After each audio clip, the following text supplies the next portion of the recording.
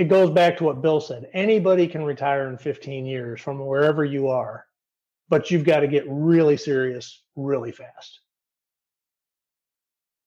So you've got about a year left where you've done all the math, you've done everything you can do, you've run the calculators, you know how much you need to save, you're just waiting, right? You're in that stage where I know what I need to do, I just got to keep working because I still need to grow those investments. And that's kind of where you're at. So continuing to look at the numbers doesn't really bring you any benefit. At that point, I really encourage people to spend the same amount of effort focusing on these non-financial aspects. You know, how do you find a purpose? How do you have a sense of identity? How do you reinvent yourself? It's easy to ignore, but you will not be able to ignore it forever, because once you retire, it's going to be in your face, and it's a big issue to work through. Hi, and welcome to Catching Up to Pfau, a podcast on mindset, money, life on the journey to financial independence. I'm Bill, and I'm a late starter. I'm Becky, and I'm also a late starter, and we're your hosts. We're here to help you with your journey to financial independence, no matter where you're starting from. We're going to talk to other late starters, experts, and we'll explore topics related to our mission. Join us as we catch up to Pfau together. Hey, Becky, we're back for another episode of Catching Up to Pfau. Before we bring our guest on, we wanted to chat a little bit about what's going on in our lives for our listeners. What's going on in your life? Well, I am leaving in a couple of days for a family vacation. I'm really pumped about this. We take our family on a trip once every other year. This is our year for it. And so we have rented a lake house on a lake in northern Georgia. It's an area I've never been to before. And it's up in the Blue Ridge Mountains, I think. It's supposed to be just beautiful. So I'm really looking forward to that and trying to figure out what to pack. Well, you know, the funny thing is you're going to be right near the home of our current guest today, Fritz Gilbert. You're also going to be about 2.5 hours from where I live, and we don't get to see you. Why is that? I know, because I am saving the time for my grandkids. So sorry, my grandkids trump you. Well, family is incredibly important, and that's where we should be spending our money. And that's what we're doing this year, is spending time getting together with people. It's not about just launching into an exotic trip. And I love traveling with people and to people and spending time with our community. And in that regard, guess what? What are you doing? Well, we have signed up for a conference together, and I've signed up for a few more. This is the year of conferences and meeting the people that have influenced us, and actually a lot of our guests and potentially new guests. I think the first one we're going on is the one to Podcast Movement. Our very first podcast conference is apparently a very large one. This year it's in Denver. I believe it's August 21st through 24th. And we've planned it as the first opportunity to have a meetup for our listeners. I'm not sure of the night yet. It may be that we're going to announce it in the community. Tentatively, we're going to meet at Rhine House in downtown Denver. And guess what? One of our guests, Jackie Cummins-Koski, is going to be in town, and she's going to join us. I'm very excited about this. Oh, that's going to be cool. I hope that anybody that lives in the greater Denver or Colorado Springs area can come meet up with us there. That's just going to be exciting. Well, the capital of Pfau is, I guess, ipso facto in Longmont, Colorado. That's right. You know, that's right. That's where our future guest host, Amberly, is going to come to us from. That's where Mr. Money Mustache lives and their whole community. So we should get a few visitors to our meetup. And we hope to do these as we individually travel around the country. We hope to do these in those cities or locations. And in that regard, I signed up for a couple more conferences, very excited, signed up for FinCon, which happens in late October. Been there once before, and actually you and I were at the 2019 FinCon. We've been circling each other. We were both, we were both there and we didn't even know it. We didn't know each other. Yeah. Unfortunately, I don't think you can come because you're off to some other part of the world. We'll be there, and that's actually where the awards for the Plutus Foundation are announced. And a lot of you may know that we're encouraging nominations for our podcast as best new audio content or creator for the Plutus Foundation. We can provide you with a link in the show notes if you're so inclined to nominate us, which we'd be honored to have you do. Yes. And Bill, the link, I believe, is also on the Facebook page. Is that right? We've posted it there. It's downstream right now. We can put it at the top of the stream and top of the community, but right. Please avail yourselves of our show notes. Becky does a great job of putting the things that we've mentioned in the podcast in the show notes. So if you can't take notes, you're driving in your car and you want to follow along the resources that our guests provide us with or we provide you with, that's where they'll be. Please look there. The show notes are very actionable. The final conference I'm going on, I am very excited about. I'm jealous. It's a little bit earlier in October, and I've always wanted to be a Bogle head. John Bogle was honored by this community being created by Taylor Larimore and some of his compadres years and years ago. It happens every year. This year, it just so happened I could go, and a lot of our guests will be there. A lot of our future guests will be there. Brad Barrett will be there. Jonathan Clements will be there. Rick Ferry will be there. It's just very exciting to be able to go to this. It's a smaller conference. I think it's about 500 people.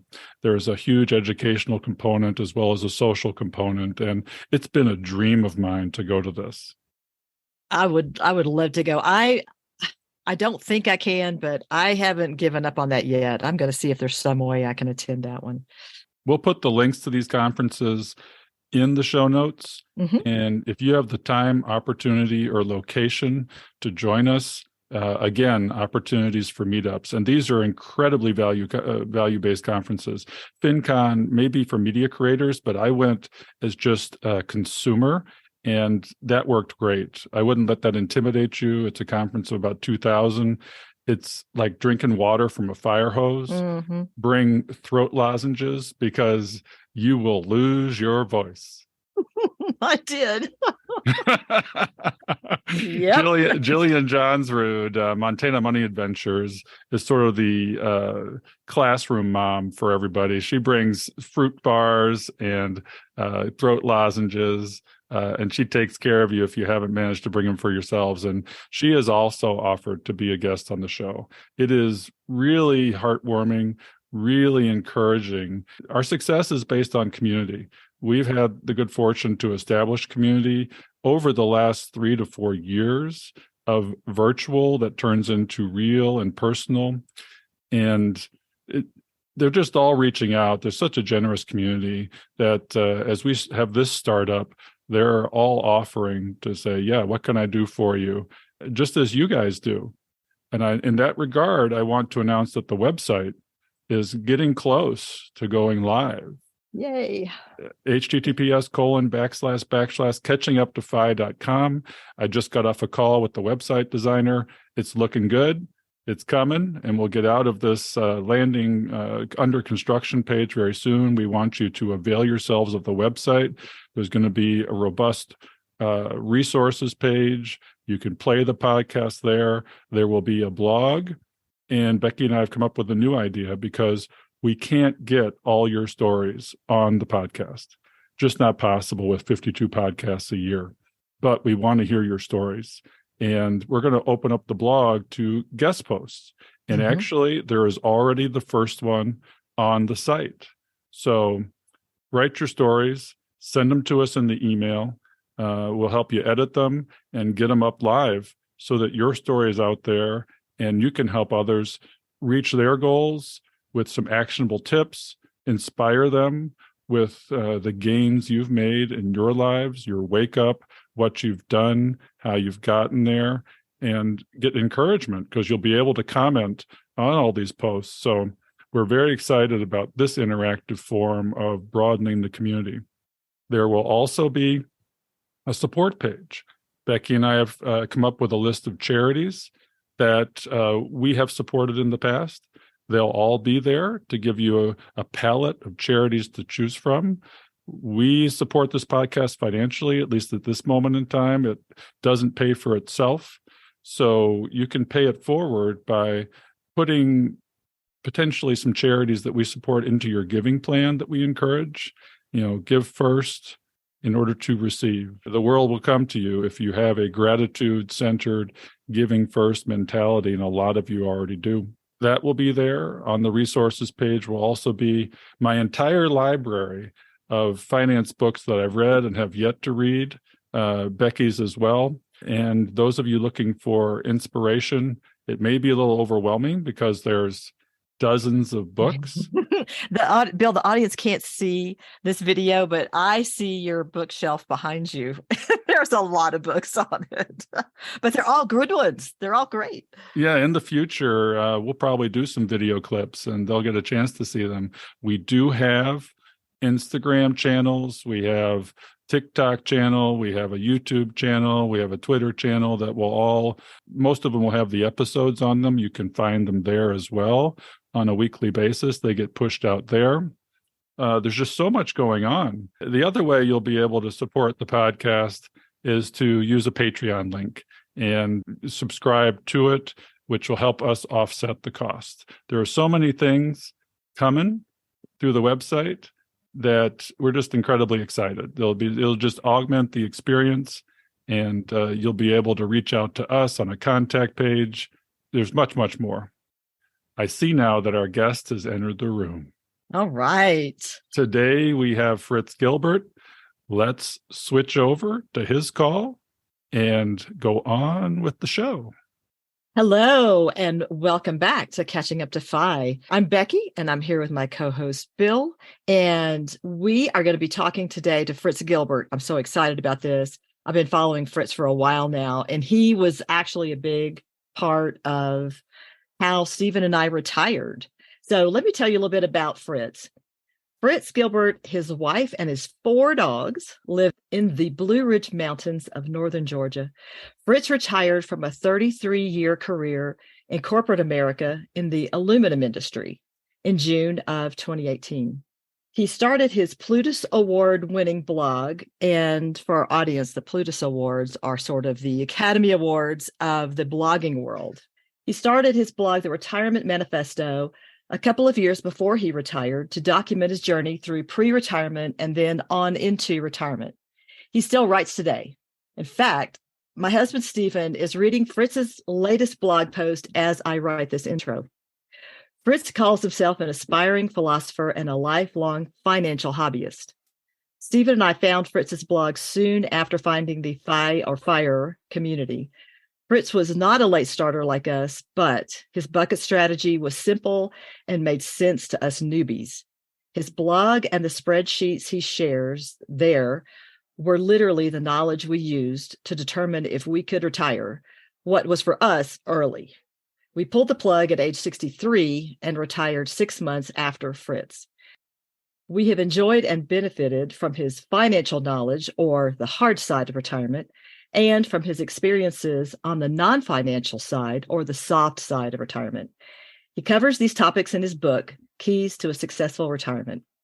Fritz, Stephen, and I are forever grateful to you for sharing your own personal journey and strategies with all of us. Fritz Gilbert, welcome to Catching Up to Pfau. Well, thank you, Becky and Bill, both. It's a real honor to be on your show. Congratulations for what you're doing. And I really applaud the focus on the late start. It's a big issue in the industry, and there's a huge need out there. So I'm honored to be a guest here with you for today, and I look forward to the chat. All right, Fritz, let's dive in. We know from your work on your retirement and your book that you focused on the transition to retirement, the financials that get you there. But let's step back a minute and tell the audience about your path, a little bit about your story, and then where you are now. Sure, Bill. Thanks. I appreciate that. So I started out of college and, basically did a practice interview. I viewed it as a practice interview in the placement office, and got offered a job and said, I'll go work for these guys a couple of years, get some experience. Ended up working with them for 33 years. So I was a career man with one company, which is very unusual. Basically progressed through the global aluminum industry with a variety of roles, moved around the country. I got married 36 years ago now. So I have a wonderful wife. We have a daughter down in Alabama who's got a 4-year-old granddaughter. So we're doing well there. So Yeah, life is good. And basically, I retired in 2018 at the age of 55. And I hadn't really focused on trying to retire early as I was living life. I avoided lifestyle inflation, which I think is a lot of the issue with people that are late starting is you just kind of spend as your income goes up. I avoided that by basically, as my pay went up, I would just automatically increase my 401k contributions at work, maybe increase let's say I got a 3% raise, I would put 2% of it into savings and just let 1% flow into my paycheck. So we had a little bit extra income, felt like we're doing a little bit better, but we were, increasing our savings rate throughout by doing that approach. But beyond that, we never really spent a lot of time thinking about it. We just, knew we were saving and we enjoyed life on what was left. But in hindsight, taking that approach over a 30-year career, obviously, made a huge impact. And we were fortunate. We got started very early, unlike, people that start late, and it paid benefits to us. But I think a lot of the things that we did can still be lessons that people can apply even if they're late to the start. It's just they've got to do it on a much more aggressive schedule, I guess, if you summarize it. So tell us why you got started early. What was it about your early life journey that led you to know that you needed to save X percent of your income over X percent of time in order to retire? I mean, that did not get messaged to me. I don't know why. It just didn't come from my parents, my formal education, and there was delayed gratification because of my path in medicine that just by its nature made me 10 years late. Yeah. I really attribute a lot of it to luck. I mean, I had a good upbringing. My parents were very financially responsible, very middle income. They were both teachers, retired a much more traditional path. But, they were careful with the money. I had two sisters, so we had three kids in the family, lived a very middle-class lifestyle. And I was always taught to be responsible with money, but we weren't obsessed with savings rates or obsessively frugal or anything like that. So the luck component of it really came with my very first job. I remember the first week on the job. My first manager, a guy named Tom, and I'm eternally grateful to him. I was signing up, for the benefits and whatnot. He said, "Hey, Fritz," he said, "make sure you sign up for the 401k and contribute at least 6% because you get a match on that." I'm like, "Well, what's this match thing all about?" I didn't know anything. And he said, "Just do it. The company gives you an extra 3%. They'll match half of what you put into it. Just do it. Trust me." Okay, fine. I respected the guy, so I did it. So the first, I don't know, 5 years probably, I was oblivious. I just did it because he said I should do it. And if you do it before the paycheck starts flowing, it was my very first job. I hadn't even gotten a paycheck yet. I never saw the money, right? So it was more a factor of luck. But then probably within 5 years, I just started getting into, as Becky said in the intro, I consider myself kind of a personal finance hobbyist. I just started getting, back then, all the trade, magazines, Money Magazine, Kiplinger's, things like that. And I just started self-educating on it and developed an interest in personal finance and have always been a DIY investor and started recognizing it. But I was extremely lucky for those first 5 or 6 years when I really didn't know anything about it, that I got that direction from Tom. And as you know, that early investment has a huge impact because of the effect of compounding. So I was fortunate and blessed. Did you invest in individual stocks at that time? And you were there shortly after or around the time that John Bogle brought out the S&P 500 index fund. So tell us about your transition there. I started in 85, and fortunately the 401k was it was all mutual funds. I don't think it was Vanguard immediately, but very, very shortly after I started it was. So I've been with Vanguard for over 30 years. And it was just fortunate that, we had the Vanguard mutual fund family, and I didn't really know what I was doing. So I pretty much just threw it into, kind of an S&P 500 fund and kind of ignored it for 20 years. I updated my net worth probably starting in my late 20s, early 30s. I started tracking my net worth every year. So I was doing that. But beyond that, it was just save it and forget it. And I never touched it through my whole career. I never took a withdrawal out of the 401k. And as our portfolio grew and I started getting a little bit more knowledgeable, then I started working on asset allocation and some things along those lines, diversification. But initially it was all just throw it into stocks and don't worry about it.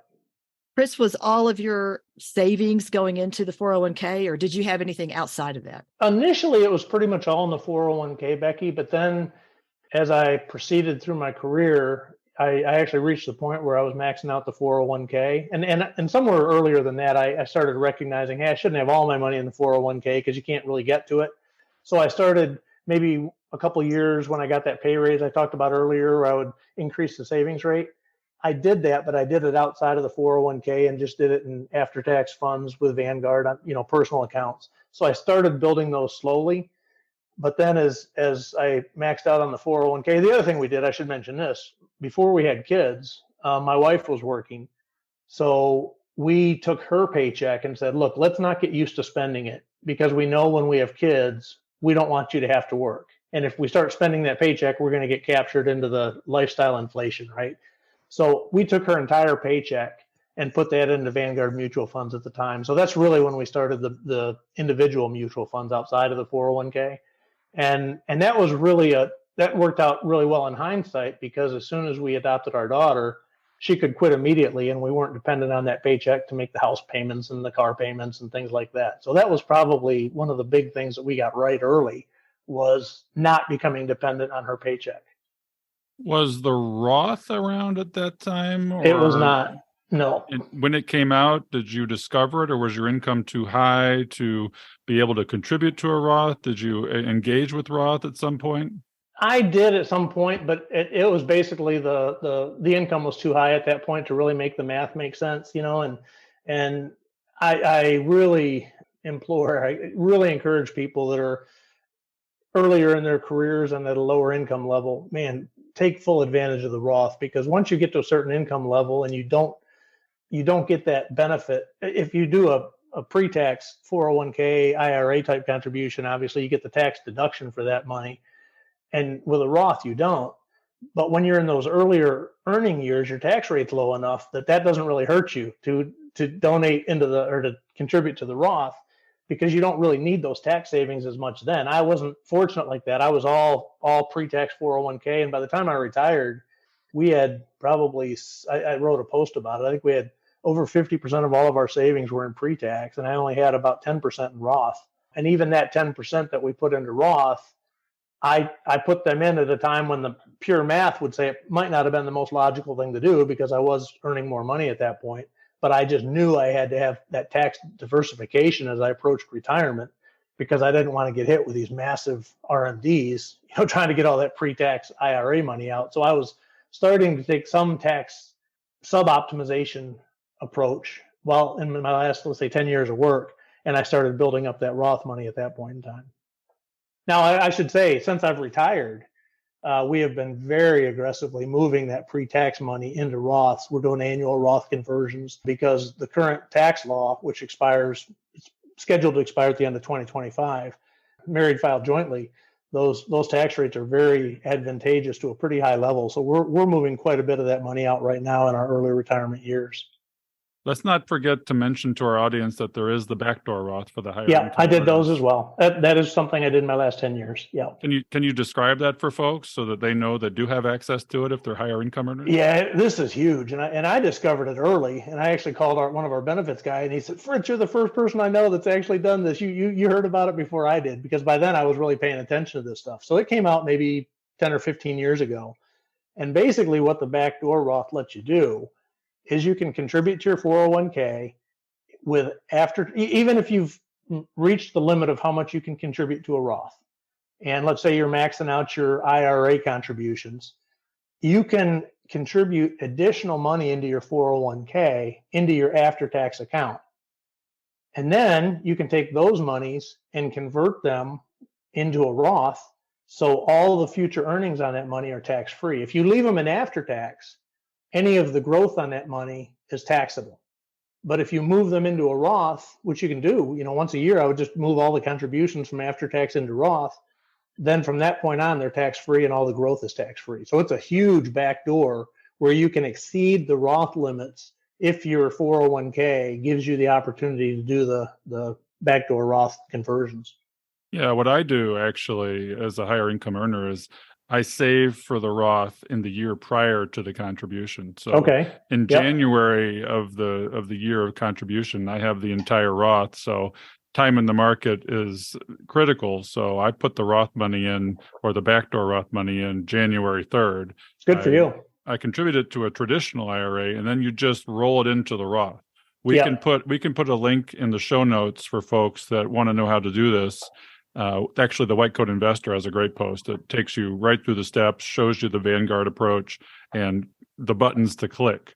So it is. And then the other part that we need to make sure our audience knows is that you can do this for your spouse. You don't want to lose that spousal contribution and double the Roth. Yeah, it's a big one. And, I think when you're working and you're just generating those you're trying to save as much as you can, it's easy to underestimate the importance of which tax bucket those savings are in. But as you make that transition into retirement, it's really helpful. You always think about portfolio diversification, bonds versus stocks versus REITs, but you don't very often think about pre-tax versus Roth versus after-tax or taxable. And that's, I would argue, almost as important when you make the transition into retirement. Yeah, we haven't talked about, you talk about allocation, but we haven't talked about location. And that's really important. Can you tell us about which assets you want to locate in which accounts? Yeah, I've actually written an article about that, and I picked it up somewhere, and I made a little matrix, and I'll try to do it from the top of my head. But in general, if you think about this, if your earnings are going to be taxed, let's say you put everything into a before tax IRA. Obviously, your contributions are taxable when you withdraw them because it was a tax deduction when you put the contributions in, but all of those earnings are also taxed. And when those are taxed, when you withdraw that money, it's taxed as income, right? So it's at your marginal tax rate, which can be, potentially pretty high versus, say, a capital gains rate, which is typically 15%. So if you put all of your money into the IRA, that money and all the earnings that it generates are taxed as marginal income. If you put it all into Roth, none of it would be taxable. So the trick is which ones are best suited in which accounts. And in summary, what you typically want to do, if you can, is put your highest potential growing investments, stocks, in the Roth, because they're going to grow faster. And that higher growth, you avoid more tax burden if those are in a protected account like a Roth. And then typically you would put your bonds in the IRA because those earnings are lower, right? You got to have some diversification. So you want to have some bond exposure, but you want to put those in the area where that growth is going to be typically over time less than it would be on the stocks. So you pay a lower overall tax rate. And then in your after tax, if you're fortunate to have a nice balance between the three, you would typically put things like muni bonds because they're tax free. Typically, you might put bonds in there because bonds, the income is typically generated as income anyway. And you could also put stocks in there because the growth on the stocks is typically capital gains rate, which is lower. So the after tax can have a blend, but to the extent that you can do it, you want to put the highest growth stuff in the Roth and the lower growth stuff in the IRA. Oversimplified, but that's the general approach. And one thing that I've learned recently is the fungibility of money. Yeah. So we have some traditional IRAs and some Roth IRAs. And Stephen and I have discovered that if we don't have the assets where we like them, you can sell them in one and buy them in the other. Yeah. And at that point in time, you're not creating a taxable event. Yeah. Yeah. So let's walk through that, Becky, because we've done the same thing. Let's say you've got half and half. In both the IRA and the Roth, you've got 50% stocks, 50% bonds. In your Roth, you can sell those bonds, take the proceeds and buy stock. At the same time, in the IRA, you would sell the stock component and buy the bonds. So once you're done, you'd have 100% of your IRA in bonds, 100% of your Roth in stock, but you'd still be 50-50 if you put both of them together. That's the general concept. And yes, you can absolutely do that. Yeah, what we actually do is have virtually our entire bond allocation in our 401k. Yeah. That's where we rebalance, actually, is in our 401k. We have 100% stocks with only a few bonds and the cash in after tax because that functions as our emergency fund, and we want the growth. In our HSA, it's 100% stocks. Yeah. And in our Roth IRA, it's 100% stocks. So perfect. When we rebalance, it's all in the 401k to avoid taxable events.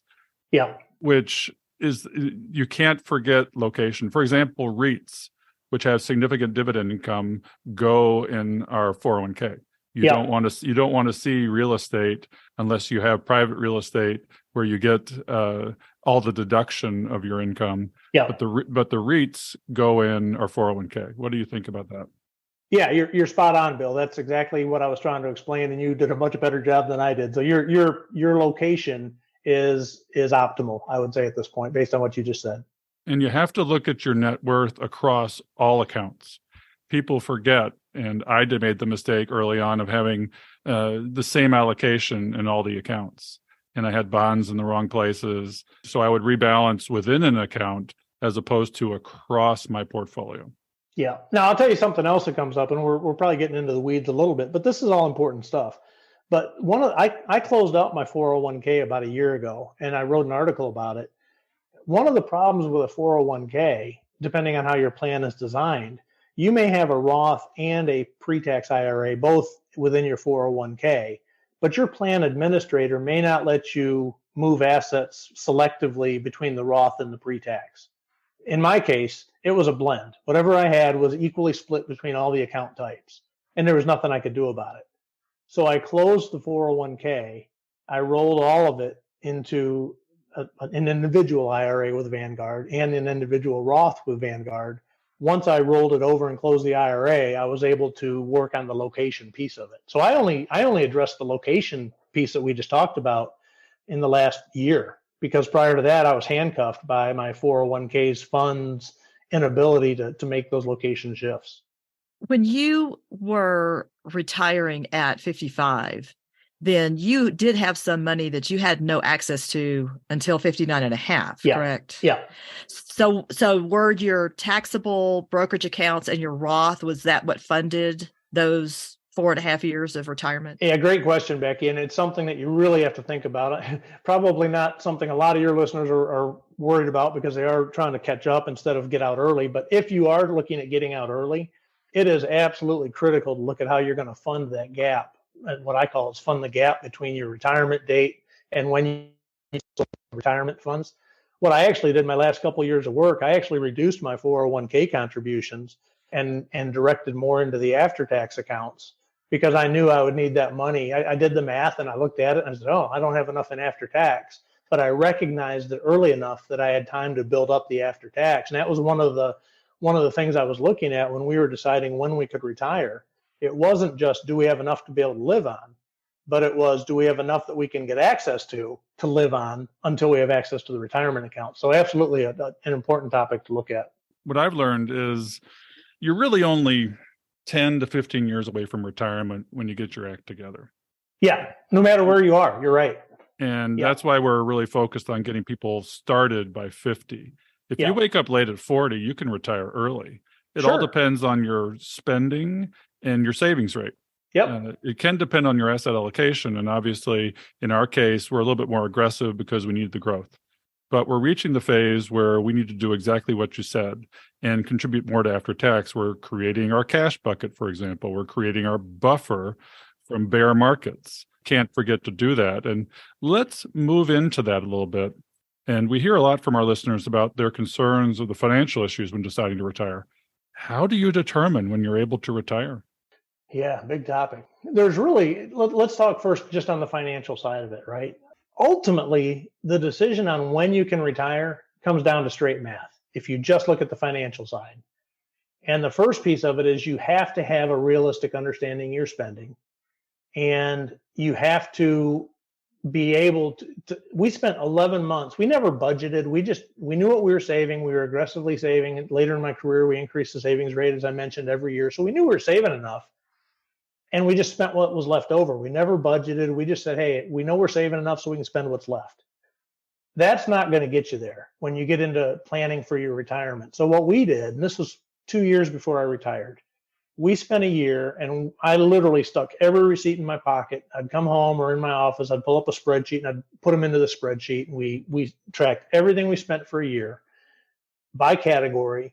Pain in the butt, right? I mean, that's a lot of work. But this is how important this piece of it is, because once we had a firm baseline on what our actual pre-retirement spending was, we could look at that and say, okay, now what are we going to change in our life when we retire? Well, we're going to downsize. We're going to move from the city to the house up in the mountains of where we live now. Okay, fine. So we can reduce the taxes. We can reduce the house payment. We actually paid off the house by taking the equity in the big house and plowing it into this one. So the mortgage is going to go away, et cetera, et cetera. We're going to travel more. So let's put in some money for, RV travel, so much per night and so much for gas. We did all that. And we came up with a year one, here's what we think we're going to spend. By the way, we got to buy health insurance because I'm only 55, so I can't get Medicare yet. So, okay, let's assume $2,000 a month for that. I did some research. It was kind of a conservative estimate, but seemed pretty reasonable. So we were very careful to make sure we estimated conservatively, meaning on the high side, for all those big categories. And then we took that and we put a cash flow together where we actually put inflation numbers into each category and extrapolated it all out to age 95, right? I was anal about this stuff, and I've got all those spreadsheets on my website. But let's focus on year one because that's the one that matters. So you look at year one, and let's say it's, to make the math easy, let's say it's $50,000 you need to spend. You have to then look at that $50,000 and say, okay, am I going to generate enough income from my investments to be able to pay for that? And that's where this whole concept of safe withdrawal rate comes in. And if you look at your investments and you multiply them by 4%, that gives you a kind of a starting line. A lot of people now, and I'm in this camp, would argue that something closer to 3, maybe 3.5 is a better safe withdrawal rate to assume. So if you look at the inverse of that, so you could take $1 million, multiply it by 3%. That says, okay, that's $30,000 a year you can afford to pull from your investments. Oh, that's 30,000, but I just said I need to spend 50. Guess what? You're not there yet, right? The other way you can look at it is you can take that 50 and you can multiply it times 25. And that gives you how much investments are required at a 4% withdrawal rate to pull out $50,000 a year. So it all comes down to spending. Once you've got a reasonable and solid basis for spending, you look at the safe withdrawal rate to calculate how much your investments need to be. And if you're not there, you got to keep working until you get there or reduce your spending, one or the other. So safe withdrawal rate rule of thumb is 4%, but there are many ways to work through that. And it's also a sliding scale. If you retire early at 35 or 45, you've got to have a much more conservative savings rate. Yeah. As you get older and you have enough money, you can actually increase your savings rate. Your safe withdrawal rate. Yeah. How do you, there's not just one way to do it, and people argue about rules of thumb. What are some of the other ways you can look at safe withdrawal rate so that, especially in the variable category, and there was recently an article published in Morningstar, which we can put in the show notes, by Christine Benz and her team, and there was a great podcast by Doc G on Earn and Invest that went through this. Let's talk about more realistically, what do you have to do with your safe withdrawal rate to adjust? Yeah, well, so I'm 4 years into retirement now. So I've been through 4 years of adjusting your spending every year and looking at it. And obviously the last year or two have been a bear market. The first couple were a bull market, right? So I've seen both sides of it. And what we do, it's relatively straightforward. We update our net worth. I only look at our net worth once a year. So every year at the end of the year, we update our net worth. My wife and I sit down, I walk through everything with her. And at the bottom of our net worth, we have a little calculation where we subtract any assets that we have that aren't really spendable for retirement. We're not going to spend our house. You've always got to live somewhere, right? You're not going to spend your cars. Those aren't things that you can use to generate income. So we subtract those off the net worth, and we end up with a line that is basically our spendable asset base. Below that, I have 3 lines. I multiply it by 3%, 3.5%, and 4%. So that gives me the range of spending. December 31st net worth, let's say it's $1 million. If I look at 3%, I can spend 30, 3.5%, I can spend 35, 4%, I can spend 40. So that's kind of my range for spending for the next year. And what's nice about that is I'm trying to keep around 3% because I'm more conservative. And I think that's, everybody worries about outliving their money. So as that net worth changes every year, let's say the bear market comes in and your net worth goes down. Well, I was spending $30,000 at the $1 million level. Now the market's dropped to 900, but I can increase that safe withdrawal rate a little bit because I know I can go up to 4% and be pretty safe. So the problem with a purely variable spending, if you just did a percentage calculation at a 3.5% safe withdrawal rate and you adjusted it every year based on your net worth change, you could have some pretty volatile adjustments in your spending. So by looking at it with a range and being conservative in year one, you know that if the market goes down, you can increase your spending percentage a little bit and you're still okay. And the history has proven, based on all the work Pfau and everybody else has done a lot of good work on this, being willing to adjust your spending like that actually does allow you to increase your safe withdrawal rate. And you could probably go, don't hold me to this, but you could probably go to 4.5% or 5% if you're truly able to adjust your spending down if your portfolio comes down. So, Fritz, we have experienced a bear market recently. And so can you touch on the idea of sequence of return risk?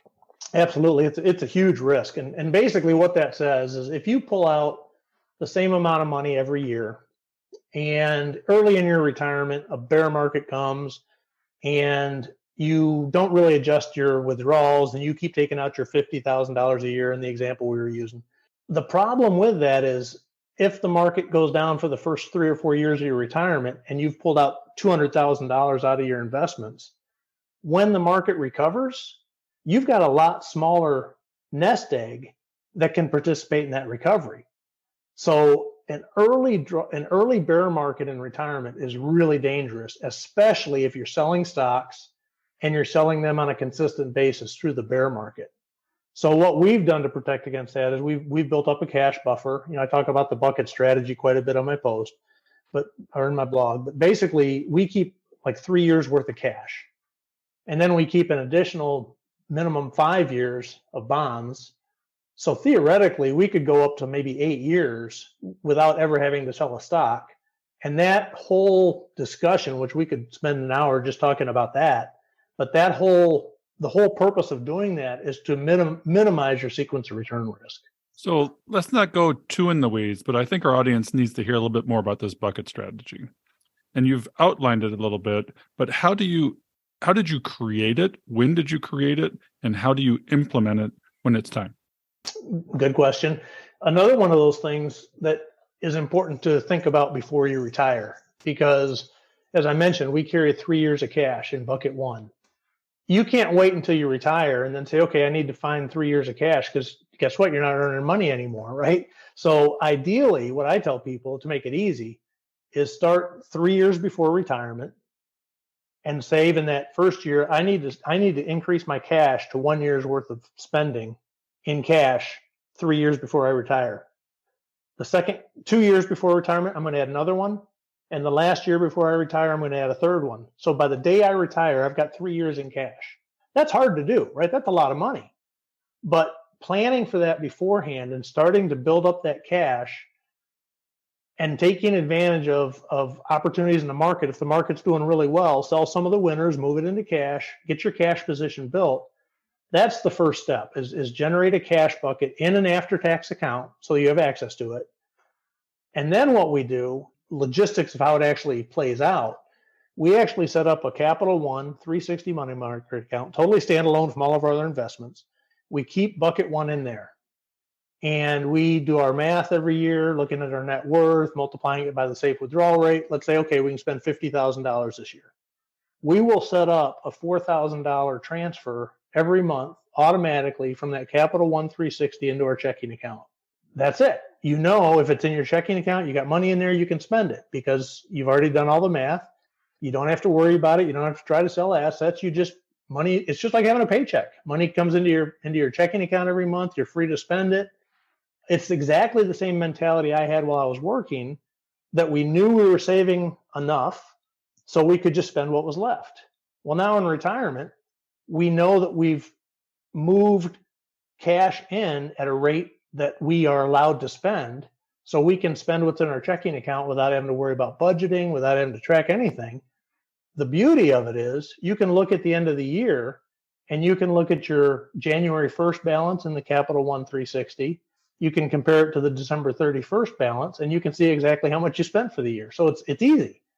So that's the main metrics. And then obviously you have to refill it, right? So once a quarter, we look at, I've written a lot of art. I've got a whole series on this, so it's more detailed than we can get into here. But basically, once a quarter, I look over our portfolio and I look to see if there are assets that that have appreciated, or if our asset allocation needs adjusting, I look for opportunities to move things into cash to refill the money that we've spent year to date. And I try to keep it as full as I can. Now, in a bear market, I'm okay with letting it come down for a couple of years because that's why it's there, to avoid selling those stocks during a downturn. But you basically have to have an ongoing process of reviewing what you've been spending and looking for opportunities to refill it. And that's pretty much how it works.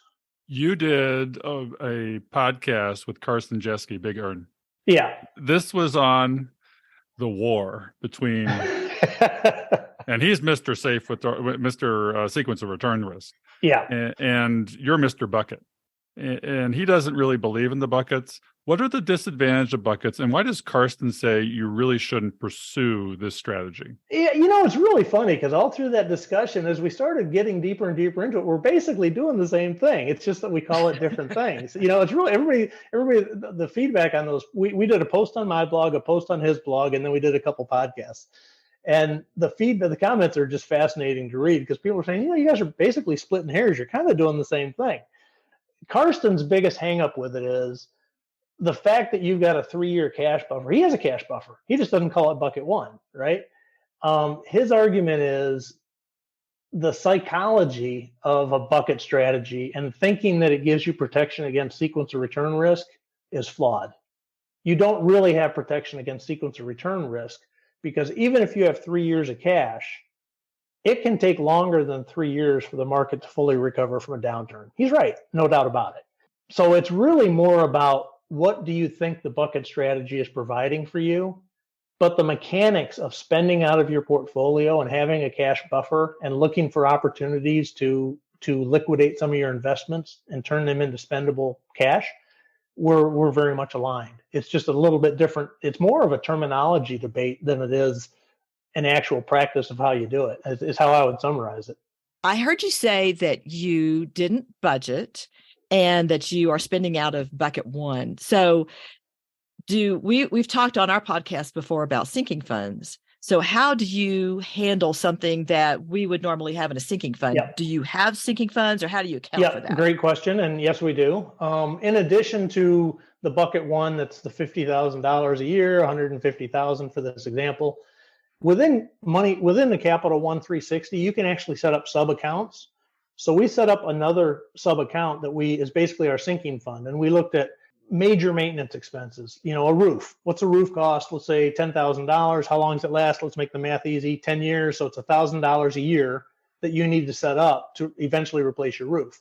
What about your car? Let's say it costs $20,000, lasts 10 years. So you need $500 a month to replace your car, whatever. You can actually do the formula. And I've done that. And we came up with ours being about $1,000 a month of what I call expected, unexpected expenses, right? You don't know when they're going to come, but you know they're going to come at some point. So what we did on day one of retirement, we had, because I knew it was going to be $12,000 a year, just based on the math of when these things would potentially break, water heaters, cars, we needed to save about $1,000 a month. So we set aside $12,000 in this sub account in the Capital One account, and we just left it there.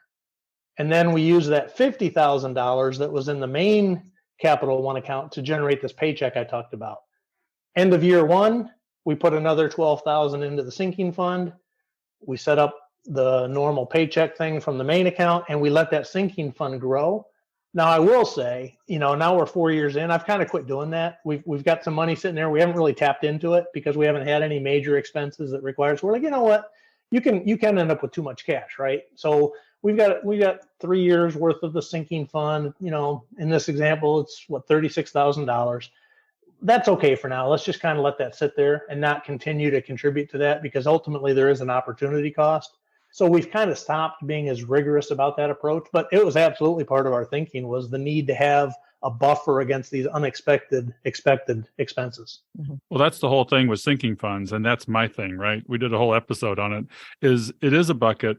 You fill it up, but then you have a goal fill. And once you've filled the bucket for whatever it is, say a new car, you can overflow that cash into other buckets or other needs, or you can go back to investing because you've got your buffer in place. Exactly. Yeah. And that's where we are now. We've quit funding it, and we're keeping those monies invested. Partly too because of the bear market, right? We don't want to sell stocks in a down market to put money in cash that we don't really need because we've already got the buffer in place. So yeah. One of the hardest things that people have and to understand is when you have a bear market, stocks are cheap, and that's the time to escalate your investment in stocks. We made the mistake, gosh, in the financial crisis of 2007, 8, and 9, of getting scared and de-risking. I think we went to kind of a 40% stock allocation after spending things. That was one of the trifecta of mistakes we made. We were also house poor, and we didn't leave ourselves enough to save. So I forget what the third part of the trifecta was, but needless to say, and in doing so, we missed a significant, probably 2/3 of the bull market. Sure. So we lost that gain. It was relative. It was the most catastrophic thing we've done. Easily. Yeah. I mean, that's why I call it the trifecta. Don't make our mistakes. No. The worst thing you can do is try to time the market, because you not only have to get it right in terms of when you get out of the market, but you have to be right in terms of when you get back in. And it's impossible to be right on both counts. So alternatively to that is just really spend some time on what is an appropriate asset allocation for your stage in life, and look at that asset allocation and rebalance at least once a year. Don't do more than that. Don't try to, I think I had a buddy of mine reach out last week. This thing about the debt ceiling, or, all this in Congress, it's going to be a mess. Should I take some money out of the market? And I'm like, no, don't touch it. Look at your asset allocation. How's it look? If it's okay, leave it alone. Go to bed and wake up and don't even think about this stuff. I spend literally probably 10 hours a year managing our money, and I never look at short-term noise and get scared about trying to sell or buy based on that, because you will never get it right. Look at your asset allocation, focus on that, and don't get upset by the noise. Hard to do. One thing we do, because of the bear market and the stock's on sale and everybody's running out of target as opposed to buying, we forward rebalance. The stock's down, we're buying all stocks in one side, and it's kind of a barbell approach, and then we're saving cash on the other side. Yeah, that makes sense. You can forward rebalance continuously to get back to your allocation. While you're still earning money, you can. The problem is once you get into retirement. So basically what you're saying is you'll take all your contributions in your 401k and you'll put them 100% into stocks because the market's down. Makes perfect sense. I did the same thing. Unfortunately, you don't have that luxury once you've retired. Where that plays when you're retired. Let's say the stock market's gone down 20% and bonds have only gone down 5%. If you look at your asset allocation, and this is why I say focus on the asset allocation. Let's say your target's to be 60-40 and stocks have gone down 3 times worse than bonds. Well, guess what? You're not going to be 60-40 anymore. You're going to be 58-32 or something like that. So what are you going to do? Well, you're going to sell some bonds and buy some stocks because you want to get back to 60-40. Guess what? You just bought into a bear market, right? Without even having to think about it. So I agree with you. When you're still working, your approach is absolutely sound. When you retire, you've got to think about it a little differently. Yeah, and last year on January 15th, when I typically rebalance and just set a date, and you can do it with guidelines too, but we found that our asset allocation was out of whack, and we just went, and rather than rebalance because bonds went down, we just bought all stocks. I did the same thing when I was working, Bill. Spot on. Yeah, it works. That's an absolutely valid approach. Yeah. Fritz, I want to move to the soft side of retirement, but before we leave the financial side, I just wanted to make a comment that, some of the numbers we were talking about earlier when we were chatting about safe withdrawal rate and 3% or 4% or whatever, some of the numbers we're using as examples might be a little intimidating to some of our late starting audience. Yeah. I think that a lot of them are thinking, oh my gosh, I don't think I'm ever going to be able to save $1 million. Yeah. And I just want to make sure that we don't forget the fact that, especially because we're talking to folks that are in their 40s, 50s, 60s, that don't forget that we still have the backstop of Social Security. Thank you. I was thinking that, Becky. I'm so glad you brought that up. I was going to weave that in and we got off track. So thank you. Yeah. If you talk about needing to spend $50,000 a year, that doesn't mean you have to pull $50,000 from your investments. That means maybe I have to keep working until Social Security kicks in, and I'll make up a number here for math. I'm going to get $30,000 from Social Security. So guess what? Your withdrawals just went down to $20,000. Now you do the 20,000 times the 25 we talked about earlier, And guess what? Now you only need $500,000 to retire instead of $1 million, because half of your income is going to come from Social Security. Absolutely valid point, especially for the late starter community. No doubt. Thank you for bringing it up. We're going to do a whole episode on Social Security, and we'll probably try and have Mike Piper on for that. Yeah, he's great. Let's touch on the fact that people think they're going to work till 65. The average age of retirement is about 62, 63, because people don't make it there. Yeah. Some people want to take Social Security at 62. Some people want to take it at 65. Some people wait till 70. And that's variable. Can you touch on just the basics of when to consider taking Social Security? Yeah. Let me touch first on your concept of wanting to work till 65 and ended up only working till 62. I did an article on that. You have extremely high odds of not being able to work as long as you want to, right? Especially if you're a late starter and you're planning, like you just said, to work until 65. I don't remember the statistics. Maybe we can put it in the show notes. I'll find the article and send it to you, but it's startling. I think it's 50% of people end up getting forced out either through health issues or through a downsizing or through life situations that they are forced out earlier than they thought they would be. So don't put all your plans on the assumption that I'm just going to work until 65, because there's a 50% chance you won't make it. That's a huge topic that you guys should do a dedicated episode to. It's a big topic. That's number one. Number two, Social Security. The math says if you have longevity on your side, the biggest advantage of Social Security, in my view, is a longevity risk. If you live to 100, Social Security never runs out. Well, let's hope it doesn't run out, right? We could have that discussion as well. It's potentially underfunded, blah, blah, blah. But keep it simple. Social Security will increase every year with inflation, and you will always get a paycheck from Social Security, even if you live to 150, right? AI is coming, health advancements, we're all going to live to 150. Oh my gosh, what are we going to do, right? Social Security will still be there for you. So the real question is, why would you wait versus why would you take it early? The math says if you think you're going to live longer than about 80 is most people's break even. I did the math on mine, and my break even was about age 82. That break even point being the point at which that decision would make a difference, whether you take it 62 or 70. If you die before age 80, we'll use 80 to keep it simple. If you die before age 80, you win if you take it at 62. If you live beyond age 80, you win if you wait until age 70 to take it. You'll end up with more lifetime income the longer you live if you delay taking the Social Security. So that's the math. The reality of it is, if you're really struggling financially, well, guess what? That decision might not even be relevant. You might just have to take it to cover your expenses. To Becky's point, I don't have the investments. I just lost my job. I'm 62. I didn't make it to 65. I don't have a choice. I can't pay my house payment. Well, you got to take Social Security. Don't sweat it. Don't regret it. Get on with life. And okay, maybe you lived to 90 and you kind of got a little bit less than you would have otherwise, but you didn't have a choice. That's the way I look at it. You know, if you've got the luxury of having the flexibility to choose between the two, it ultimately comes down to what your view is on your longevity. Are you staying healthy? Are you focused on fitness? What's your family history? Now, that said, the other element that you have to look at is both, if you're married, both spouses have Social Security. It almost always makes sense, and Mike Piper can address this. He's got a great calculator that I've actually written an article about, that you put in both of your earnings histories, you put in your Social Security claims, in this calculator, and it will tell you the optimal claiming date for both of you. And it almost always makes sense for the lower earning spouse to claim at age 62. And then you wait until age 70 to start the higher earnings claim. Once they initiate their claim at 70, the lower earning spouse can bump their Social Security up to the spousal benefit, which is half of the higher earners. So too much detail, but if there's two people in a marriage, you have to look at the lower earner should probably claim at 62 and the higher earner could claim at age 70. That would be the ideal if you have the flexibility to do it. Yeah, that's a good 10,000 foot view. Like I said, we'll probably need to do an episode or two on this just to dig into the weeds as we move on.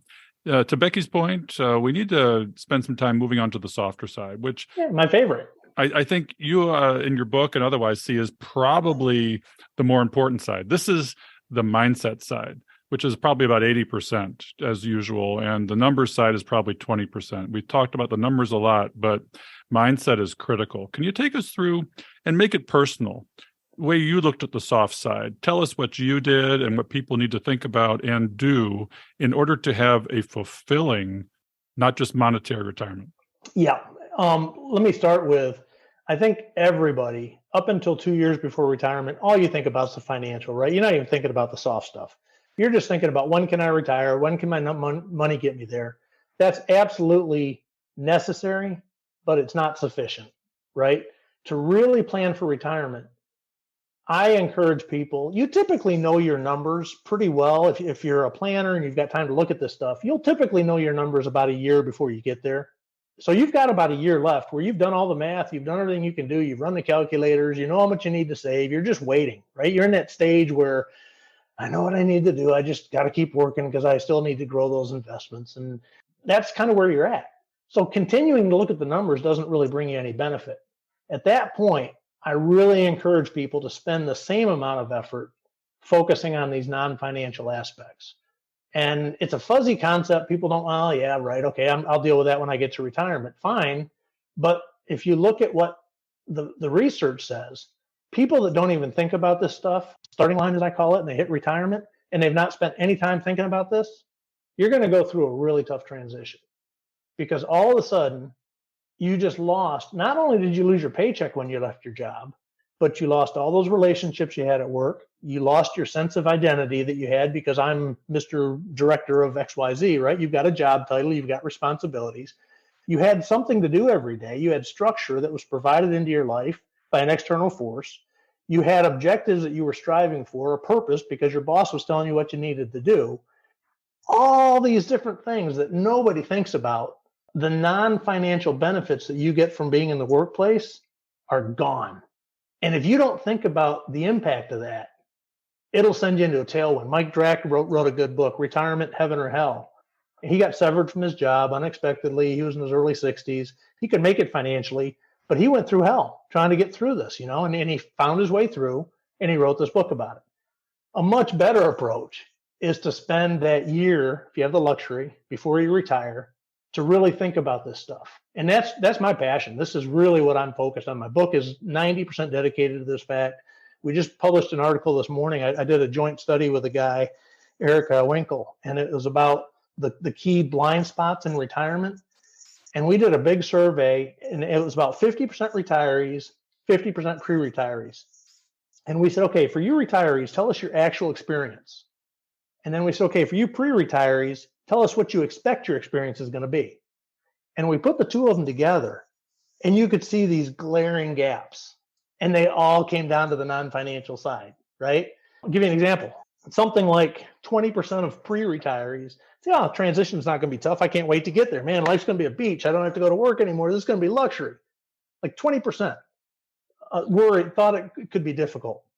When you look at the actual retirees and their experience, over 50%, and these were planners, these were readers of my blog, these are people that listen to your podcast, these are people that think about this stuff, and still over 50% of them struggled with the transition. So it was things like that where we saw gaps between what pre-retirees were thinking about and actual retirees looked back and said, ooh, I screwed that up. I should have thought more about that. And it all gets into these issues of, how do you find a purpose? How do you have a sense of identity? How do you reinvent yourself? It's easy to ignore, but you will not be able to ignore it forever because once you retire, it's going to be in your face and it's a big issue to work through. Fritz, tell us about how you watched through that. I mean, not everybody's going to be the same. We don't all have the same passions and causes us to get up in the morning, but just give us an example of what you did. Yeah, thanks, Becky, for getting me back on track. And I know Bill said make it personal, which I can certainly do. In my case, because I'm such a planner, and I started my blog 3 years before retirement, but even my blog is an example of this type of thinking. Why did I start my blog? I was 3 years out from retirement, and I'm like, I probably ought to develop a few things that are going to live beyond my work career. Once my work's over, what am I going to do? Hey, I kind of like this personal finance stuff. I was listening to a lot of podcasts at the time, had a long commute to work. So I said, I'm going to start a blog. So I started it purely on a whim because it kind of interested me. I was kind of, maybe I'll just see what happens. I never expected anything would happen from it, right? So I figured it out. I got on Bluehost and I set up an account and I wrote my first post. Wow, I'm a blogger. This is cool, And now, 8 years later, it's become a major purpose in my retirement. And I never expected that it would. And I think the things that I discovered as I went down this path of blogging was, I really love to write. I love the process of coming up with an idea for an article, figuring out a way to tell it that would engage the reader, that would apply to a lot of different people so they can take the lessons and apply them into their own lives. And then, as you said, Becky, at the very beginning of it, hearing from people that have read my stuff and said, man, you helped me make this transition and my life is better because of your work. You know how rewarding that is to hear? It's huge. That's purpose, that sense of identity, that sense of accomplishment, all those things we just talked about in one small example of writing a blog. That's one. So I was working on it before I retired. My wife, on the other hand, really wasn't. She wasn't working. She was a stay-at-home mom, as I mentioned, after we adopted our daughter. And after our daughter went off to school, we had my mother-in-law living with us. She had Alzheimer's. And my wife was a full-time caregiver. And 3 months after I retired, my mother-in-law passed away. In essence, that was my wife's retirement, right? She did not realize how big of a role that caregiving was in her life. And suddenly it was gone. So she was kind of like the example of somebody that didn't plan for it. And all of a sudden it just sits in between the eyes.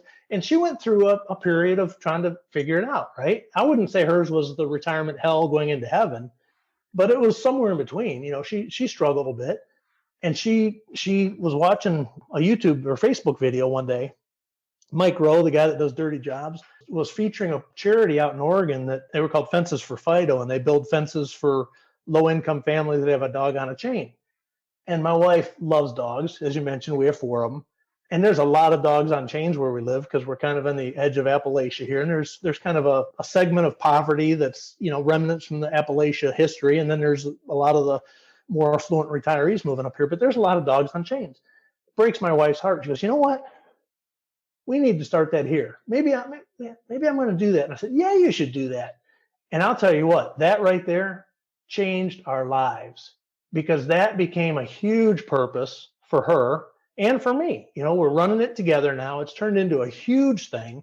We've got over 200 volunteers. We've built 95 fences. And all of our volunteers are retirees like us looking for things to do. Guess what? They're outside. They're getting exercise. They're getting social interaction with all the other volunteers. They're making an impact on people because they're giving back. Guess what? That's all the non-financial soft stuff we just talked about. So it's not only benefiting my wife and I, but it's benefiting all of our retirees.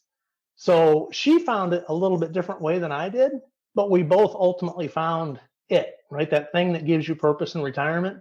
And our lives are infinitely better as a result. It's really important stuff. Well, it seems like it's the giving. Yeah. You give, and all of a sudden you just get a flood of people that say, you're making a difference in my life.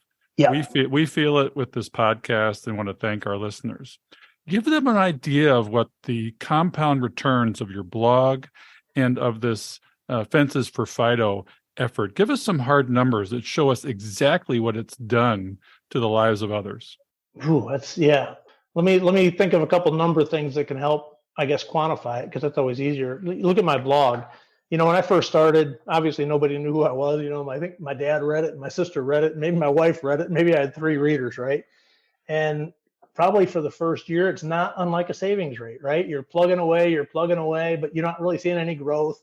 So maybe I had, 500 subscribers to my email after the first year. And I was like, well, you know what? I'm not really doing it for that. I just found out I love this writing and this is really, I'm enjoying this. So I'm just going to keep going. Well, that 500 is now, over 13,000 in, 7 years. And the number of readers that I get emails, I would say every single day from readers who are thanking me for the impact, or maybe they read my book and they're sending me an email from that. So the impact you couldn't quantify, right? It's thousands of people, but it all started slow and it took years of continual pushing out those posts without a lot of payback before you kind of saw it. So that's why I think starting this stuff before you retire to give time for that compounding curve to kind of start growing is helpful. In my wife's case with Freedom for Fido, let me talk about the number of fences we build a year. The first year we started, we were 4 years old. We just had our birthday. We built 4 fences. Didn't know what we were doing. Never built a fence in our life. Had a guy that ran a dog kennel here in town, and he said, I'll build the first fence with you. I'll show you how to do it. So we went out with him, and okay, fine. He showed us what to do. The second fence, my wife and I went out there with 2 other volunteers, spent about a week, post hole diggers, and about killed us. We got a fence done. Great. So the first year we built 4 fences. The second year we built 24 fences, and we probably had 50 volunteers. Last year we built probably 30 fences and had about 150 volunteers. This year we're on pace to build about 50 fences, and we've got over 200 volunteers. Tremendous growth. And it's actually gotten easier for us because as this thing got bigger, it started getting overwhelming, right? It became a full-time job. And we said, wait, this is retirement. This is a purpose. This is voluntary. This is something we can control. This is within our wheelhouse. What can we do here? So we reached out to our volunteers and said, look, we're doing 50 builds this year. We're doing a build every week. And up until that point, my wife and I had led every build. We'd go out and visit the site. We'd, screen the application. We'd approve them for the program. We'd buy the supplies. We'd lead the build. We'd be out there on the build. That's a lot of work. And we were limited in how much we could scale it because of it. So we reached out to our volunteers, said, look, can a couple of you guys help us out here? We need ideally couples, because then the woman does all this and the guy does all this. It works really well. We had 3 other couples that stepped up and said, sure, we'd love to do it. So now my wife and I lead 1 build a month, but we've got 3 other teams that are also leading 1 build a month. Put it together, we're doing 4 builds a month, and it's actually less work on my wife and I. So we found a way to scale it, grow it, and continue to have an impact. So those will give you some ideas. Well, you're building a nonprofit business. It's really no different than entrepreneurship. I've even seen a blog or pictures where you're having semi-trucks of materials dumped off at your house now. Yeah, that was kind of the next phase. And that's when we started these team leaders. We literally were storing everything in our front yard for the first 3 years. And we finally got to the point where we said, we need to do something about this. So we bought the property next to ours up here, and we built a big barn, basically. Like you said, we're basically becoming a business. And it's gotten to the point now where instead of heading to Tractor Supply every week to buy fencing and T-posts and everything you need for the build, we're like, look, we need to find a way to buy in bulk. We need to find a way to get more efficient. We need to find a way to streamline to scale. So we ended up ordering our first semi-load of fencing like you said, about a month ago. And we had a semi pull up to our barn with 120 rolls of fence, and our barn is now full of fence, and I don't have to buy any for a year. So yeah, it's perfect. You also have a few other hobbies that have played a role in your life. And I'm wondering where you find the time for everything. This morphed into woodworking. And then you also feel that taking care of your health is an important capital investment. Yeah, absolutely. The way I look at it, and I wrote a post about this, retirement is like a game of poker. You've got a bunch of cards in your hand. The difference between this and poker is you can pick up new cards and you can try to improve your hand. But you can choose at any time to discard any of those cards you want. Hey, you know what? I thought I'd fly fish a lot in retirement, but you know what? I wasn't getting the thrill out of that as much. I kind of fished all the spots here. I enjoyed it, but now it's kind of like people travel. You can only travel so long, and eventually you think that's going to be your dream. It gets old. You're not going to travel forever, not as frequently. So you put that card on the table and you pull up woodworking, and now you got that new card in your hand because you enjoy it more than the card you put down. And you're constantly reshuffling these cards based on what's giving you the biggest fulfillment and where you feel you're making your biggest impact. That's the way I view it. So choosing what cards you have in your hand for the first time in your life when you retire is 100% voluntary. You can put whatever card you want. So I focus on fitness, absolutely. Definitely 3 days a week. I work out 2 hours, an hour on weights and an hour on cardio. In between those 3 days, I go for swims on the lake here. I go ride my mountain bike. We go hiking. We're outside doing something. Because I love being outdoors and we live in a beautiful outdoor area. Guess what? You know what? I don't like being on the keyboard all the time because that takes away from the time I can be outside living life. So I wrote a post about a year ago and said, look, I've been writing every week for 6 years. I'm not going to do that anymore. Hope you don't mind, but I'm going to balance this out. I'm putting that card on the table. And now I'm writing maybe once or twice a month. That's fine. I get the thrill from it, but it's not invading into the other interests that I've developed that I'm finding equally or more rewarding. So I think that the challenge in retirement is continually reinventing yourself and finding things that continue to make life interesting. Be a lifelong learner, pursue. And this, you were asked earlier, how do you tell your story of how you found the purpose and what your transition was. The best advice I can tell people is kind of listen to your inner voice. And if something interests you, woodworking is my example. I kind of had an interest, didn't know much about it. Went over to a buddy's place, took the first step, spent some time in his shop. He taught me how to build a doghouse for Freedom for Fido. I was like, this is a lot of fun. A year later, I've got a woodworking shop and I'm building doghouses and I'm doing woodworking because I had a little bit of an interest. I pursued it and it turned into something. My blog had a little bit of an interest. I pursued it. It turned into something. Freedom for Fido, my wife's charity, had an interest, pursued it. It turned into something. Yeah, there's probably 10 things I could tell you that I kind of pursued and they didn't go anywhere. So I put the card back on the table. But the cards that I picked up were all a result of kind of exploring things. Swimming. I never really swam a lot. I love to swim. I live in the mountains. I'm swimming across this lake. You can see the mountains all around. Becky's coming to my town next week. She's going to see this lake. It's gorgeous. I love it. I just discovered that because I'm like, man, I'm retired. I got more time. I'm going to go try to get into, long distance open water swimming. It's turned into a passion. So yeah, how do you do it? I don't know. It's not like the financial stuff where you can just put numbers in a spreadsheet and figure it out. Everybody has to go through this journey and think about what interests them and just pursue as many of them as you can do it. And ideally do it before you retire and start building them up because they really, really matter once you get into retirement. I love your example of picking up the cards for a poker hand. We've done exactly the same thing in retirement. We've tried lots of stuff. Some of it sticks and some of it doesn't. Yep. And the stuff that doesn't stick, it's okay. Yeah. You just move on to something else. I mean, same thing with the podcast. Bill and I both had a passion for financial literacy and for trying to help people not make the same mistakes we did. Yep. So it's just a matter of getting our story out there, and it's turned into a passion project for us because we feel like we're helping people. Exactly. There's another perfect example of exactly the type of things I'm talking about. So you're right, Becky. That's how it works. Mm-hmm. So Fritz, what does the future look like for you? What is Fritz Gilbert going to try next? Yeah, that's interesting because I've actually had this discussion with some other people, and all through my working career, we always had to put together 5-year strategic plans and all this stuff. And I've got buddies. I got a friend of mine, good friend. He can tell you right now what he's going to do in the summer of 2027. I mean, he's got his life planned for the next 5 years. He knows, we're going to go over here. We're going to do that. We're going to do this. And, he retired a couple of years before me. So he's been retired like 7 or 8 years. And he's doing exactly what he said 5 years ago he was going to be doing this year. They're doing it. He's planned his whole retirement. I've chosen to take a different tact. And I've just kind of said, you know what? I spent my life planning. I'm not going to plan anymore. I'm just going to enjoy each day as it comes. I'm going to see where it leads. And we've had a lot of unexpected things, right? This woodworking shop, I never would have had that in my plans if you would have asked me. Our daughter moved back to Alabama. She was out in the Pacific Northwest. We didn't see that coming. So we got a little condo down there and we got a second home in Alabama and we spend a week down there every month. I never would have seen that coming, right? So I would say I'm more in kind of just the serendipity mode at this point where I'm just enjoying the journey and I'm looking at opportunities as they come up and I'm picking up cards and putting cards down and trying different things. But I don't really have any big grand plans for the next 1, 3, 5 years. I'm just doing what comes naturally every day and enjoying the moment. Are you sipping any margaritas or traveling at all?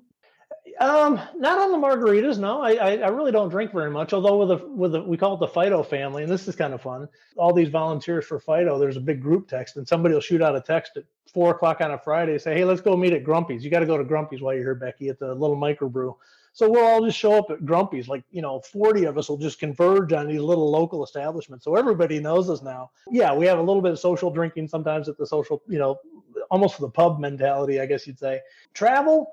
We traveled pretty extensively early. We did a long trip out to the Pacific Northwest and spent the summer out there and spent, the better part of the summer traveling and RVing. We enjoyed it, but we're not doing any big travel. We take a month, typically every August. We pull the RV up to Ohio and Michigan to visit family and kind of get away from the Georgia heat. And, and then we do a lot of Monday to Friday trips because we really enjoy those where we'll go to a local state park within 2 or 3 hours of where we live. And there's no crowds because we're retired. So we can do the Monday to Friday thing and avoid the crowds. And we've found that to be kind of the balance that we like, where we're still able to run Freedom for Fido. I'm still able to write on my blog. And we're not disrupting our life to the extent that it does if you disappear for 3 to 6 months. The other thing I should mention, I've got like 1,000,000 miles with Delta because I was in an international job and I traveled all over the world. And we're sitting here going, don't really have a desire to go anywhere. So it's funny. Those things that you think you're going to do when you're working, when you get to retirement, not really interested. Well, we'll see. Maybe that'll change. But right now, no huge big trips. Having 4 dogs obviously is a constraint on, going off to New Zealand for a month. It's kind of tough when you got 4 dogs at home. And right now, the dogs take priority. We love them. So no big trips, but a month-long trip in August with the RV. So. Well, we have 2 dogs, the loves of our lives, and we take them every Friday to the Children's Hospital and visit with kids and families and staff that had cancer. And awesome. It's part of our retirement plan. Yeah. It really is. And they say also in retirement literature that having dogs helps you live longer. It is absolutely a proven thing. I just wrote an article about that. And there is a correlation. They said of any one single thing you can do, and I actually had this discussion with Doc G when I was on his podcast. He's not a dog guy, and I said, "Oh, we love our dogs." And he goes, "Oh, yeah, no." I said, you either are or you aren't. But there is a correlation between having dogs because guess what? If you have dogs, you're going to be out getting exercise. You're going to take them for walks. You get that companionship that we talked about. There's definitely a lot of benefits to having pets. Yeah, I actually have an idea for an article that's going to be called The Price of Unconditional Love, where you talk about the true cost, I guess, of unconditional love. I like it. And a dog's life. So look for that in the future, I guess. I like it.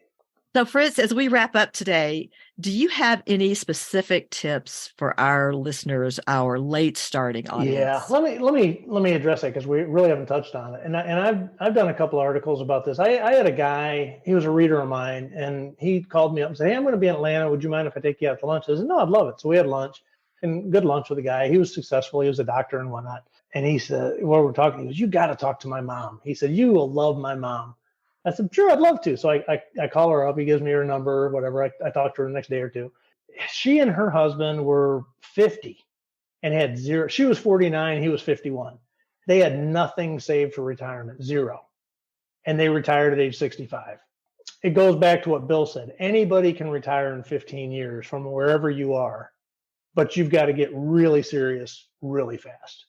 And the steps that they took are exactly the same steps that your listeners have to take. And God bless you guys for helping shine the light on the path. It's get your expenses under control. If you can increase your income, do it. If you got to work a side hustle, do it. Do what you got to do to increase your income because there's basically 2 gaps. There's how much you spend and there's how much you earn and there's what's in between. And your whole goal is to widen that gap as wide as you can widen it. And you may not think that you can cut any spending, but you know what? You probably can. If you really, when's the last time you shopped your car insurance, right?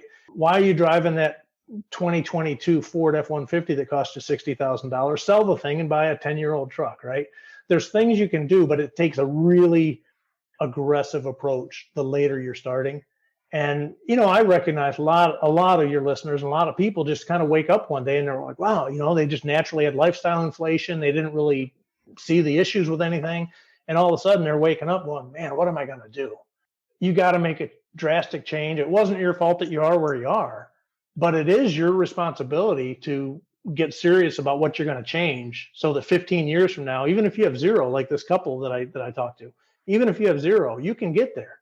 But you've really got to get the nose to the grindstone and find ways to make more money, spend less money, and get smart about your investments to put the money in between to work. That's what it comes down to. We did that and our lifestyle didn't change a bit. The money just, as I've said before, flew through the sieve of life and we didn't know where it was going. Yep. And I think a lot of that comes down, even, I mentioned this thing where I was tracking our spending for 12 months and I put all of it into categories.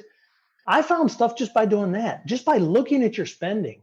You're going to see areas where there's waste, right? And we're not as bad as the government probably, but we're not efficient. If it's not something you focused on, there's all kinds of inefficiencies. So take a month, track everything you spend for a month and look at each individual item. Say, I've got that music thing that I don't even stream that music thing anymore. Why am I paying this $10 a month? Guess what? That's $120 a year over 10 years. That's serious money, right? Add those types of things up and it'll make a difference. Yeah. The key, I guess, is to recognize it, plan for it, and automate it. Take Yeah. your brain out of the equation. Yep, exactly. Well, Fritz, we've had so much fun talking to you today, and I know that our audience is going to really glean a lot of wisdom out of what you've shared with us on your journey to retirement. So I know that people are going to want to connect with you. Where can people reach you? Yeah, well, thanks for the opportunity to self-promote, Becky. I'm looking forward to that. Yeah, you can find me at the Retirement Manifesto. Just put my name in Google. You'll find me, Fritz Gilbert. I'm on Twitter. I'm on Facebook. I'm on Pinterest. I'm out there. I'm Instagram, I guess. But just Google Fritz Gilbert and you'll find me, or go to the Retirement Manifesto. I'd love to have your listeners come on over and read a couple posts. And if you do go to my blog, there's a little search bar in the upper right. Just go up there and say starting late, or, whatever. You'll see the articles I've written, and I know you guys will put them in the show notes, but I recognize the need, but I'm not nearly as focused on it like you guys are. And I think it's great that you're doing it. But I focus really more these days on the non-financial aspects of planning. But yeah, I've written a bunch of stuff that hopefully can help some of your listeners. So I appreciate the opportunity to put a little plug in there. What's the name of your book again? The name of my book is Keys to a Successful Retirement. So if you just go to Amazon and type in my name, it'll pop up. I appreciate anybody taking a look at it. And really, I should mention this just to give a 30-second summary of it. I wrote that 2 years into retirement, and actually a publisher approached me and asked me to write it, which was interesting because they liked my blog. And what it is, it's a very concise book, and it basically takes everything I learned from those 3 years of writing before I retired and the 2 years of writing after I retired, where I was kind of saying, okay, I've had a really good transition to retirement. I'm loving life. What was it that I did in those 3 years, my last 3 years of work? What looking back at it now, what were those keys of things that I did that led to this being a successful retirement? That's really what the book's all about. Where can they reach your wife? Because people are going to want to help out Fido. Hey, thank you for that. It's freedomforfido.org. And we're having our big annual fundraiser in June. We obviously build a lot more fences. We definitely require a lot more cash. So yeah, appreciate it. Freedomforfido.org. We're also on Facebook. If you want to see what we're doing on the build, just go to Facebook and type in Freedom for Fido. We'll pop up. You'll see my picture all over the place with my wife. But we do, like I said, about a build every week. And we are really active on Facebook. We put up pictures from all of our builds. We're also on Instagram, Freedom for Fido under both. And you'll see pictures of the builds, videos of the dogs when they're running free for the first time. You'll love it. It's a lot of fun. We have followers from all over the country that just love what we're doing. We had a big donation. One of my readers didn't even know. We're like, where did this come from? We had a guy in California that had seen one of my articles about it. So he started looking at our Facebook page. He goes, man, I love what these guys are doing. He sent us like a $5,000 check, just out of the blue. We're like, wow. So when people start looking at this stuff, it's like, it's rewarding. It's just, they're fun videos to watch. So yeah, take a look. My wife says thank you. Do you have a donate button on that website? We do, actually. Yeah.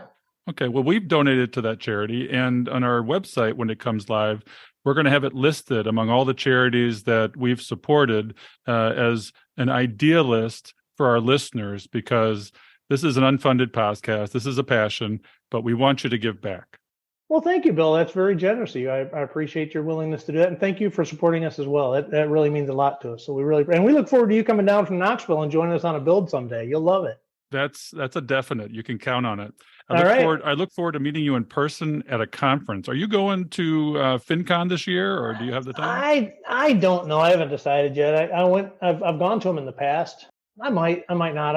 It's the cards on the table. I haven't decided if I'm going to pick it up. So I'm kind of, you going to go? I'm sure you guys are going to go. You're catching fire right now and really taking off. So it's important for you to be there. What I'm so excited about, and I mentioned in the preamble, is I'm going to the Bogleheads conference. Maybe you can come and join us there.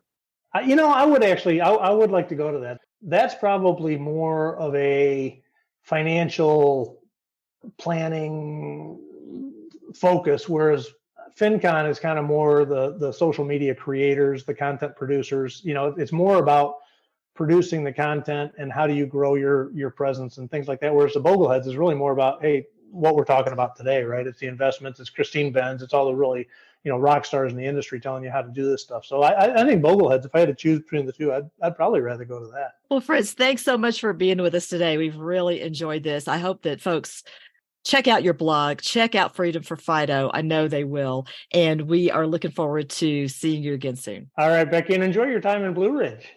Thank you. Oh, I plan on it. All right. Absolutely. Take care. All right. See you guys next week on Catching Up to Five. We hope you've enjoyed this episode of Catching Up to 5.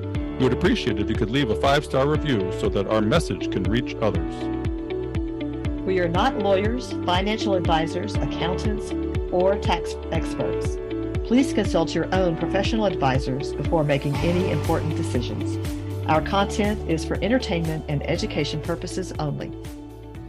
We'll see you next time on Catching Up to 5.